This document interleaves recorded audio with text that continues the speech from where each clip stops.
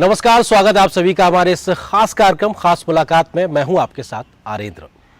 दिल्ली के मुख्यमंत्री अरविंद केजरीवाल सियासत में आने से पहले उन्होंने जिस वजह से पहचान बनाई थी वो वजह थी सामाजिक कार्यकर्ता के तौर पर। उन्होंने हथियार बनाया था सूचना के अधिकार कानून को और लोकपाल को लाने का वायदा किया था, यानी एक पारदर्शी व्यवस्था को स्थापित करने की उन्होंने बात की थी। शायद इसी छवि पर उनको दिल्ली में मौका मिला मुख्यमंत्री बनने का और उन्होंने अपनी राजनीति की सियासत की पारी को आगे बढ़ाया।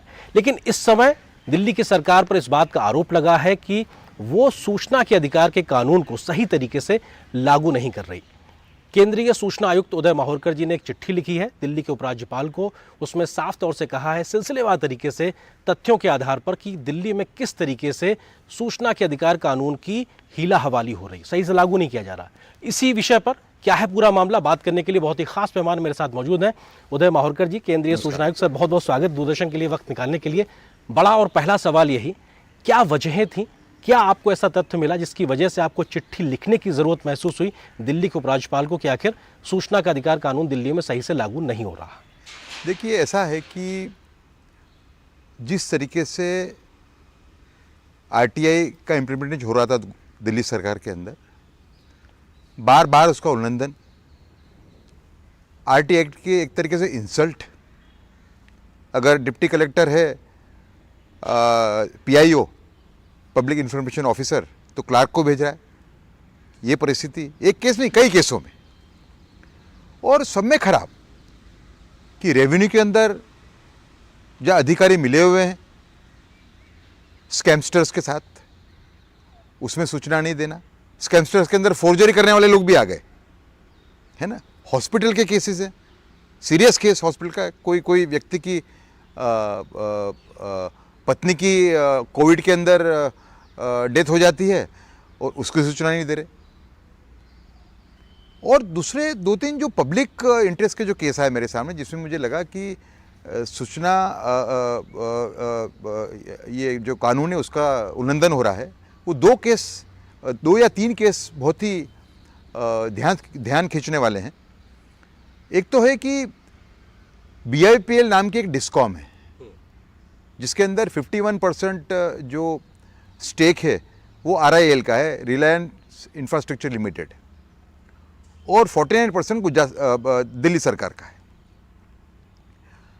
अब ये कंपनी, मतलब जो मेजॉरिटी पार्टनर है, एसेंशियल सर्विस प्रोवाइडर है, वो कोर्ट में जाता है, कोर्ट से एक स्टे लेके आता है, कोई टेक्निकल ग्राउंड होंगे कि भाई हम प्राइवेट कंपनी हैं, हम सूचना नियम कानून के अंदर नहीं आते, उनको स्टे मिल जाता है, ठीक है। उसके बाद में कुछ समय के बाद में सुप्रीम कोर्ट का एक जजमेंट आता है जिसमें ये कहा जाता है कि स्टे जो भी कोर्ट देगी वो स्टे परमानेंट नहीं होगा। उस स्टे को, उस कोर्ट को हर 6 महीने के बाद उसको रिव्यू करना पड़ेगा, ठीक है। तो वो जजमेंट आने के बाद में भी कोई प्रयत्न नहीं होते, जबकि देखिए सरकार 10% पार्टनर, मैं समझ सकता हूं, सरकार खुद यहां पावर में है, 49% पार्टनर है, तो भी बाध्य नहीं कर रही है BIPL को कि वो सूचना कानून के अंदर आए। तो मैंने उनसे कहा कि भाई, उनका जो नुमाइंदा आया था सरकार का, उसको मैंने कहा कि भाई आप क्यों नहीं उनको प्रेशर करते हो, जजमेंट भी आपके फेवर में। बोले हम कहते हैं हमारे मानते नहीं है। ये पॉसिबल है कि सरकार यहाँ पे जिस पार्टी की सरकार है, जिन लोगों की सरकार है, वही सरकार यहाँ पे 49% पार्टनर है उसी कंपनी में, पर उसको बाध्य नहीं कर रही है अपने आप को RTI कानून के अंदर लाने के लिए। जी सर, आपने कुछ कई विभागों का जिक्र भी किया और ख़ास तौर से कुछ ऐसे विभागों का जहाँ पे सही जानकारी नहीं दी जा रही, क्या कुछ खास विभाग? 60% केस में जो PIO है वो एकदम निम्न कक्षा के व्यक्ति को भेजता है, उसका जिक्र है मेरे इसके अंदर। मतलब डिप्टी कलेक्टर PIO है रेवेन्यू के अंदर, और वो भेजता है अपर डिवीजन क्लर्क को, जिसको कई बार कुछ मालूम भी नहीं होता। हाँ समझे। लेकिन इससे भी ज़्यादा आप देखें कि EWS कैटेगरी की बात करें, इकोनॉमिकली वीकर सेक्शंस की, तो इसका भी उल्लंघन हो रहा है काफ़ी। स्कूल सेक्टर में हो रहा है, आपका हेल्थ में हो रहा है। आपने सर हेल्थ का जिक्र किया, तो जो ईडब्ल्यूएस कैटेगरी के मरीज हैं उनमें करीबन शायद 1500 करोड़ रुपए को लेकर भी कुछ मामलों हाँ, का जिक्र उसमें ऐसा वो- है कि जो बड़ी बड़ी हॉस्पिटल हैं दिल्ली के अंदर, उन्होंने ज़मीन कंसेंशुअल रेट पे ली थी दिल्ली सरकार के पास, जी जब भी ली होगी 10, 15, 20 साल पहले। उसके सामने उन्होंने ये प्रॉमिस किया था कि हम 25% पेशेंट्स जो होंगे वो हमारे इकोनॉमिकली वीकर सेक्शन के होंगे, गरीब वर्ग से होंगे, जो भी फैसिलिटी मिलती है, कुछ को फ्री है मेरे ख्याल से, कुछ को सब्सिडाइज, मुझे का नियम नहीं मालूम उसका। तो एक बार ज़मीन मिलने के बाद हॉस्पिटल बन गया, तो वो जो उन्होंने बाहेदारी दी थी उसको हॉस्पिटल्स भूल गई, और 1500 करोड़ रुपए का जो इलाज करना चाहिए था गरीब लोगों का, वो इन हॉस्पिटलों ने किया नहीं, और वो चली गई हाई कोर्ट में और वहाँ से स्टे लेके आ गई। मेरा कहना ये है कि अगर सरकारी यहाँ पे सरकार चाहे तो बाध्य कर सकती है हॉस्पिटलों को देने के लिए, उसकी सूचना नहीं दी जा रही, जो चाहिए वो सूचना नहीं दी जा रही। सर, ये जो सूचना ना देना या सूचना को छुपाना, इसके पीछे की एक बड़ी मंशा क्या? क्योंकि आपने जो चिट्ठी लिखी है उपराज्यपाल साहब को, उसमें इस बात का जिक्र किया कि एक बड़ा नेक्सस हो सकता है, एक भ्रष्टाचार की एक संभावना हो सकती है। आपने तमाम बातों का जिक्र भी किया। दो कारण इसके हो सकते हैं। एक तो भ्रष्टाचार, कि जो अधिकारी हैं वो मिले हुए हैं जो गलत काम करने वाले हैं उनके साथ, है ना। और दूसरा है कि एक लेक्सेडेकल अप्रोच जिसको इंग्लिश में कहते हैं, कि ठीक है, आप समझे ना, इस टाइप का, मतलब lack of respect for the law. उसका जो उद्देश्य है जवाबदेही और पारदर्शिकता, अकाउंटेबिलिटी एंड ट्रांसपेरेंसी। काय के लिए है? जो सिस्टम में करप्शन है, नेपोटिज्म है, इनएफिशिएंसी, उसको दूर करने के लिए। तो आप उसके पीछे जो एक बड़ा उद्देश्य उसको समझने का प्रयत्न करना चाहिए। तो इस केस में रेवेन्यू के अंदर ऐसे कई केसेस हैं जहाँ नेक्सस साफ दिखता है। जैसे एक केस है, एक सज्जन है जिनके पिताजी डायरेक्टर जनरल ऑफ पुलिस थे, खुद वकील हैं।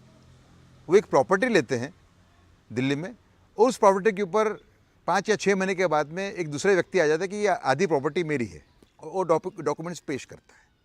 वो कन्विंस्ड हो जाता है वो व्यक्ति कि भाई ये जाली डॉक्यूमेंट्स है। 2 साल तक वो प्रयत्न करता रहता है, उसको डॉक्यूमेंट्स मिलते नहीं है। राजस्व विभाग जानकारी नहीं दे रहा है। बिल्कुल, उसमें तो वो फाइन करना पड़ा हमको, शो कॉज करना है। 25,000 रुपये का हमने शो कॉज किया हुआ है, वो भी डिप्टी कलेक्टर लेवल के अधिकारी को। ईडब्ल्यूएस का दूसरा आप देखें, ईडब्ल्यूएस जो इकोनॉमिकली वीकर सेक्शंस के लिए जो एक लैक ऑफ क्या बोलते हैं कमिटमेंट है, वो स्कूल में भी मालूम पड़ता है। स्कूल के अंदर भी ये सिस्टम है पूरी कि कुछ जो स्टूडेंट्स होते हैं उनको ईडब्ल्यूएस कैटेगरी में हमें एडमिट करना पड़ता है, और उनको कुछ फैसिलिटीज़ मिलती हैं, उनको फ्री बुक्स मिलती हैं, कुछ मेरे ख्याल से फ़ीस के अंदर रियायत है या तो फीस नहीं है, इस टाइप की फैसिलिटी उनको मिलती है। एक सज्जन आया हमारे पास में कि भाई मेरे को ये फैसिलिटी नहीं मिल रही। तो उन्होंने कहा कि भाई मेरी एरिया में जितने भी स्कूल हैं वहाँ एक बड़ा स्कैंडल चल रहा है कि ईडब्ल्यूएस कैटेगरी के अंदर एडमिशन लड़के को मिल गया, फिर उसके पिताजी से पेरेंट्स से लिख के ले लेते हैं कि हमको ये फैसिलिटी मिल रही है, जबकि देते नहीं है। उसे कहा मैंने जब ये लेटर साइन करने से मना कर दिया, जब मेरे सामने इन्होंने बाधाएं पैदा की, इसके लिए मुझे आपके पास आना पड़ रहा है। तो ये दिल्ली में बृहद स्तर पर एक स्कैंडल चल रहा कहा है कि एक मेरे एरिया में इंक्वायरी ऑर्डर की उसमें, हमारे एरिया में ये बहुत बड़े पैमाने पे है। बड़े क्या बोलता है, सबके सभी स्कूल में ये है। हमने इंक्वायरी ऑर्डर की उसके अंदर। सर, मोटे तौर पे आपकी जो चिट्ठी है और आपने उसके साथ जो तमाम केसेस को संलग्न करके जो भेजा उपराज्यपाल को, उसमें 2 बातें समझ में आती कि एक तो जनरल पब्लिक से जुड़ी हुई चीज़ें, उसमें कहीं ना कहीं हीला वाली दिख रही है। दूसरा एक जो चीज़ें दिखाई पड़ रही हैं वो ये कि जो बड़ी परियोजनाओं से जुड़े हुए जो फैसले लेने हैं उसमें कैसे एक नेक्सस दिखाई पड़ रहा है कि टेंडर प्रक्रिया में किस प्रकार से व्यवस्थाएं की जा रही ताकि कुछ लोगों को फायदा हो सके। इसको आप किस तरह से कैटेगराइज एक चीज़ मेरे जो ध्यान में आई, जो मेरे लिए काफ़ी मैं जिसको सीरियस मानता हूँ, वो कि टेंडर की कीमत अगर सरकार ने 100 रुपये फिक्स की हो, वो टेंडर 40 रुपये में कैसे जा सकता है। मैं 15-20% का फ़र्क समझ सकता हूँ कि भाई जहाँ टेंडर एग्जीक्यूट करना है वो जगह मेरे घर से, मेरे फैक्ट्री से सिर्फ 2 किलोमीटर दूर है, तो मुझे ट्रांसपोर्ट कॉस्ट कम पड़ रही है, ये कह के आदमी कम भर सकता है। लेकिन वो 50% से नीचे कैसे हो सकता है? 100 रुपये का टेंडर, सरकार बोल रही है कि 100 रुपये का टेंडर है, तो वो आप 40 रुपये में कैसे दे सकते हो आप? इसका मिली भगत है आपकी। तो इस टाइप के केसेस हमारे सामने आए हैं। एक केस आया था DSIIDC का, जो PWD है दिल्ली सरकार के, उसके भी केसेस आए इस टाइप के। तो उसमें मालूम पड़ता है नेक्सस। और उसमें क्या है, ये लोग ओरिजिनल बिल प्रोवाइड नहीं करते। ये जो धांधलेबाजी है कब पकड़ी जाएगी? जब ओरिजिनल बिल प्रोवाइड किए जाएंगे। ओरिजिनल देते ही नहीं हो, ओरिजिनल देंगे तो पूरा एक्सपोज हो जाएगा स्कैंडल। सर, आपने जब ये चिट्ठी लिखी दिल्ली के उपराज्यपाल को, तो आपके ऊपर ये आरोप लगाया गया कि आपने पार्टी विशेष के कहने पे इस प्रकार की चिट्ठी लिखी और आपने दबाव में काम किया। क्योंकि मेरे पास ये मौका है आपसे पूछने का सवाल, तो आप क्या कहना चाहेंगे इस बात इसी को? कारण मैं आपके सामने बैठा हूँ। पूरा मेरी बिल्कुल इच्छाएं थी प्रेस के पास जाने की। मैं जो काम दिया था, मुझे दिया गया था, उसको मैं कर रहा था। क्योंकि मेरे पे आक्षेप हुआ है, मुझे आपके सामने बैठने की आवश्यकता पड़ रही है। देखिए, मेरे पे आक्षेप करने से ज़्यादा एक स्वनिरीक्षण का भाव उन लोगों में होना चाहिए जो मेरे पे आक्षेप कर रहे हैं, क्योंकि उनकी जो कारकिर्दी है, उनका जो करियर है, वो RTA के आधार पे ही बना हुआ है। उनको स्वनिरीक्षण करना है, क्योंकि मैंने जो 16 केस अटैच किए इस लेटर के साथ में, हर एक केस हेडलाइन है न्यूज़पेपर की, वो दूसरे, तीसरे या चौथे के पेज की होगी, वो आपको तय करना। तो ऐसे आक्षेप करने के पहले मेरे ख्याल से बेहतर होता कि जो लोग आक्षेप कर रहे हैं वो स्वनिरीक्षण करते, खास करके इसलिए कि वो RTA एक्ट के आधार पे ही उनकी कारकिर्दी बनी हुई है भाई। और कई ऐसे, अभी दूसरा लेटर मैंने लिखा है, मैं उसको बहुत गंभीर बात मानता हूँ। देखिए, माइनॉरिटी तुष्टीकरण देश की कई समस्याओं के मूल में है, समझा? तो मैं एज ए भारत का एक ईमानदार नागरिक के तौर पे उसको मैं बहुत प्राधान्य देता हूँ, कोई का तुष्टीकरण न हो। मेरे सामने केस आया बीच में, एक मजहरुल इस्लाम स्कूल है, 120 साल पुरानी है, 120 साल पुरानी हिस्टोरिकल स्कूल, मॉडर्न स्कूल, ठीक है। उसमें एक RTA एक्टिविस्ट है, वो भी भाई मुसलमान है, और मुसलमान कम्युनिटी के अंदर एजुकेशन का काम करता है। तो उसकी एप्लीकेशन ये थी कि ये स्कूल जो हिस्टोरिक स्कूल है बिल्कुल मृत पाए है। CBSE का इसका रिन्यूअल नहीं हुआ है कई सालों से। 400 स्टूडेंट हैं, 60 टीचर हैं, एक भी क्लर्क नहीं है, एक भी टाइपिस्ट नहीं है। प्यून भी मेरे ख्याल से 2 या 3 है ना। बिल्डिंग के अंदर ज़बरदस्त एनक्रोच लोग रह रहे हैं उसके अंदर, बिल्डिंग के अंदर। एक ग्राउंड है बिल्डिंग के बगल में, वहाँ पे स्कूल के बच्चे जा नहीं सकते, वहाँ पे ओपनिंग ही नहीं है। तो जो लोग बिल्डिंग को ऑक्यूपाई कर रहे हैं, वो जाके वहाँ खेलते हैं, वहाँ पे अलग अलग एक्टिविटी करते हैं।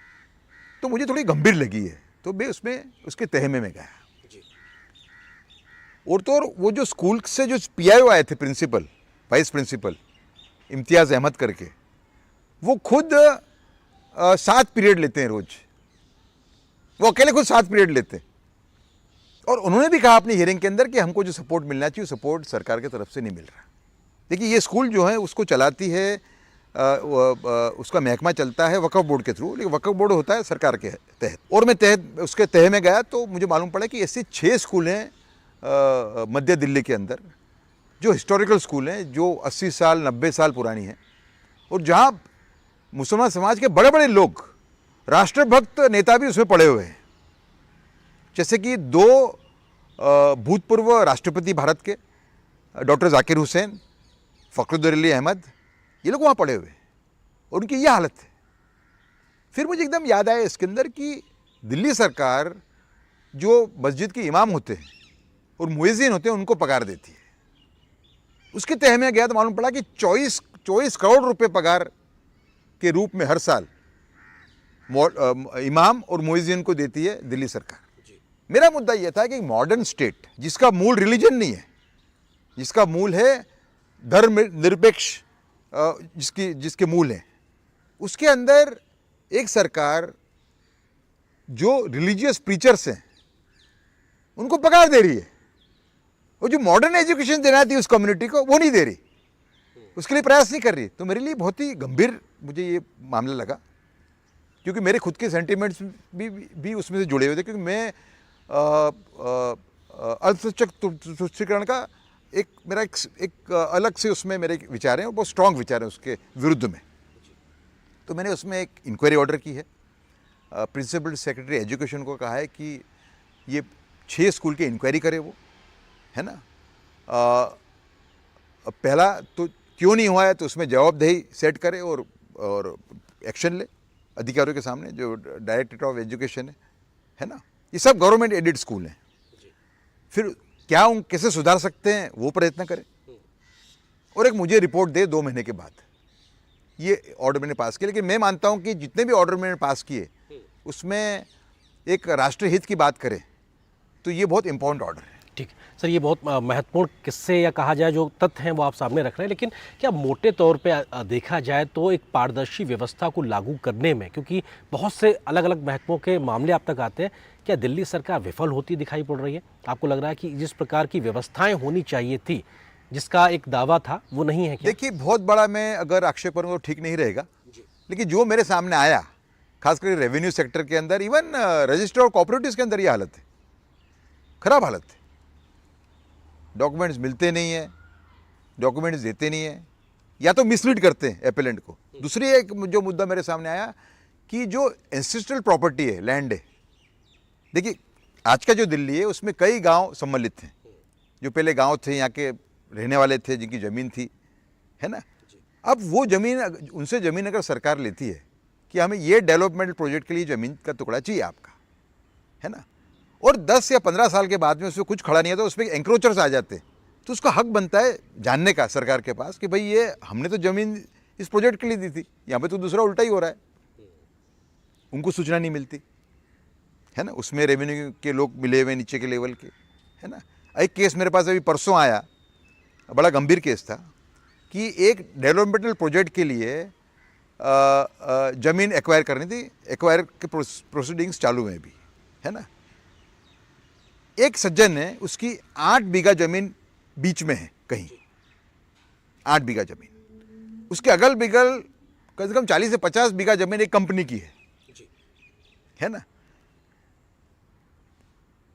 इनको जो ज़मीन चाहिए, जो हिस्सा चाहिए, वो कंपनी का हिस्सा है, वो ज़्यादा अनुकूल है, फिर भी कंपनी को छोड़ के वो उस प्राइवेट आदमी की ज़मीन ले रहे हैं। तो उसके अंदर जो पीआईओ आए थे, बिल्कुल उनकी इच्छा नहीं थी, वो रेजिस्ट कर रहे थे। मैं कहा नहीं, सवाल ही पैदा नहीं होता, आपको ये सूचना इनको देनी ही पड़ेगी, क्योंकि इनकी खुद की ज़मीन है।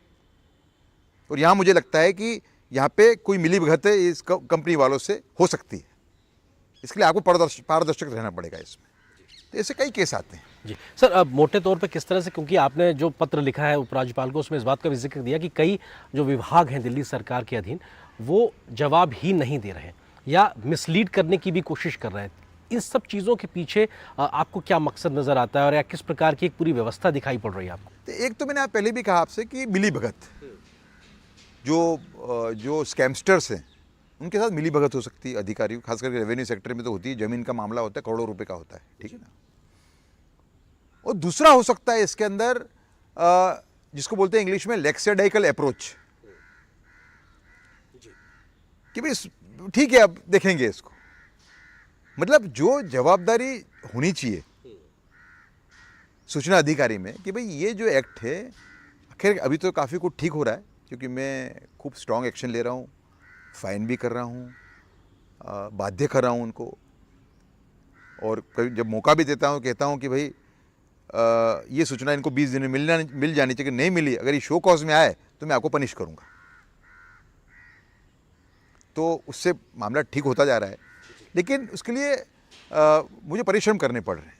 सर, चूँकि सूचना के अधिकार कानून को और मजबूत करने, उसको ताकत देने की ज़रूरत है, ऐसे में अभी हमने देखा कि आपने अपने कार्यकाल में 1 साल में रिकॉर्ड केसेस को डिस्पोज ऑफ भी किया। ये भी दिखाता है कि कैसे जो पूरा सूचना कार्यालय है वो सब चीज़ें कैसे काम कर रहे हैं केंद्र सरकार में।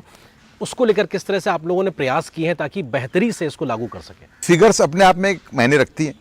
जो लास्ट ईयर था उस टाइम पे 5056 केस मैंने किए थे, जो मेरे ख्याल से हाईएस्ट केस है अभी तक एक साल में 16 साल के इतिहास में एक साल में इतने केस शायद नहीं हुए, ऐसा मुझे बताया गया। आजकल एक देखा जा रहा है कई प्रकार से पॉलिटिकल कल्चर में कि साहब संवैधानिक संस्थाओं पे बड़े सवाल किए जाते हैं। आपके ऊपर भी जो सवाल उठा वो भी उसी तरीके से है। आपको लगता है कि क्योंकि आप एक पत्रकार के तरीके से भी आपने एक लंबा अनुभव रहा है और अभी आप एक व्यवस्था में चीज़ों को देख रहे हैं, आपको लगता है कि ये एक नया कल्चर हो गया है किसी भी चीज़ को छुपाने और लोगों से बचाए रखने के लिहाज से कि साहब आप आरोप लगा दिए चाहे भले ही संवैधानिक संस्था क्यों ना हो? हाँ, इस टाइप का चल ही रहा है वातावरण तो बिगड़ ही रहा है। जो पॉलिटिकल डिबेट का लेवल है वो तो नीचे गया ही है, कोई ना नहीं बोल सकता।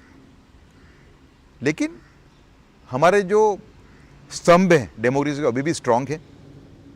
मैं नहीं मानता हूँ कि इस टाइप की आक्षेपबाजी से उसको ज़्यादा नुकसान होगा, क्योंकि हमारे फंडामेंटल स्ट्रांग है हमारे सिस्टम के। ठीक सर, एक आखिरी सवाल, क्योंकि हर मामला आप तक नहीं पहुंचता है, लेकिन ऐसा नहीं कि मामले होते नहीं हैं। बहुत सी चीज़ें होती हैं लेकिन हर चीज़ आप तक पहुंचे ये ज़रूरी नहीं है। लेकिन जो कुछ भी केसेस आपके पास आते हैं, मामले मुद्दे आपके आते हैं, उसके आधार पर एक बृहद तस्वीर क्या बन रही है आपकी नज़र में अपने अनुभव के आधार पर कि दिल्ली में व्यवस्थाएँ कैसी चल रही हैं? नहीं, जैसे कि 16 केस मैंने अटैच किए, मैंने आपको बताया व्यवस्था बहुत अच्छी नहीं है। मेरे ख्याल से काफ़ी सुधार की आवश्यकता है, गुड गवर्नेंस की आवश्यकता है। गुड गवर्नेंस का अभाव दिखता है कभी कभी। पर मेरा जो दायरा है देखने का, वो सिर्फ जो मेरे सामने केसेस आते हैं उनके दायरे में आप ये बात आपको कह सकता हूँ। लेकिन ज़रूर रेवेन्यू के अंदर में काफ़ी मुझे एक चिंता है कि रेवेन्यू के अंदर लोग यहाँ से वहाँ चक्कर मार रहे हैं, they are running from pillar to post, उनको सूचना नहीं मिल रही हकी। मेरे कोर्ट के अंदर आप सोचें कि हर वीक 2 आदमी आंसू गिरा के जाते हैं। वो ये कहते हैं कि हमें इतना आज तक कोई ने सुना ही नहीं है। मैंने जो एक नया शुरू किया है कि भाई तह में जाना, पहले चेक करना कि जेन्युइन एप्लीकेंट है और फिर उसके तह में जाना। अगर उसको आवश्यकता है उसकी लाइफ एंड प्रॉपर्टी को अफेक्ट करिए तो उसमें एक ऐसा एक रास्ता अपनाना जिसमें वो सूचना मिले ही उसको। तो उस वजह से मैं देखता हूँ कम से कम 2 या 3 हर वीक में लोग ऐसे आते हैं जो बिल्कुल इमोशनल हो जाते हैं कि भाई हमको आज तक कभी ऐसा, जैसे वो जो सज्जन आए थे ज़मीन वाले, जिनकी ज़मीन एक्विजिशन में ले जा रही, वो प्राइवेट कंपनी को छोड़ा जा रहा है, तो वो बेचारे इतने खुश हो गए वहाँ से। और मैं इनको सामने आजकल नया मैंने शुरू किया, मैं इनको सामने बोलता हूँ कि पहले तो पीए को पूछता हूँ कि भाई कितना समय लगेगा आपको देने के लिए। बोले साहब 1 महीना लगेगा। 1.5 महीना चाहिए आपको? तो बोले हाँ 1.5 महीना ले लो आप। लेकिन अगर इनको नहीं मिला तो उनको कहता हूँ कि आप मेरे पास अपने नॉन कॉम्प्लायंस में आना, मैं आपको आउट ऑफ टर्न हियरिंग देके इनको पनिश करूँगा। ठीक है सर, हम उम्मीद करते हैं कि जिस प्रकार से आपने एक तरीके से चिट्ठी लिखी है उस समस्या की ओर इशारा किया है जो पारदर्शी व्यवस्था को कहीं ना कहीं लागू होने से रोकती है। दिल्ली में कानून नहीं सही से फॉलो हो रहा है, सूचना के अधिकार। उम्मीद करते हैं उपराज्यपाल ने जो जांच की बात की है, पानी दूध का दूध और पानी का पानी होगा। बहुत शुक्रिया सर, अपना कीमती वक्त हमारे साथ निकालने के लिए, हमें विस्तार से बात करने के लिए बहुत शुक्रिया। तो ये थे हमारे साथ में केंद्रीय सूचना आयुक्त उदय माहुरकर जी, जिन्होंने साफ गोई से इस बात का जिक्र किया कि कौन कौन से ऐसे मामले हैं जो दिल्ली सरकार के अधीन, जिसमें सूचना के अधिकार के तहत काम नहीं हो रहा, जवाब नहीं दिए जा रहे, या फिर गलत जानकारी दी जा रही है, या मिसलीड किया जा रहा है। उम्मीद यही है कि उपराज्यपाल के माध्यम से जो बात जांच की आगे बढ़ी है उसमें चीज़ें साफ होंगी और साफ तरीके से नजर आएगा कि आखिर स्थिति ज़मीन पे है क्या। तो फिलहाल इस आज खास कार्यक्रम, खास मुलाकात में इतना ही, लेकिन डीडी न्यूज़ पर खबरों का सफर लगातार जारी रहेगा। नमस्कार।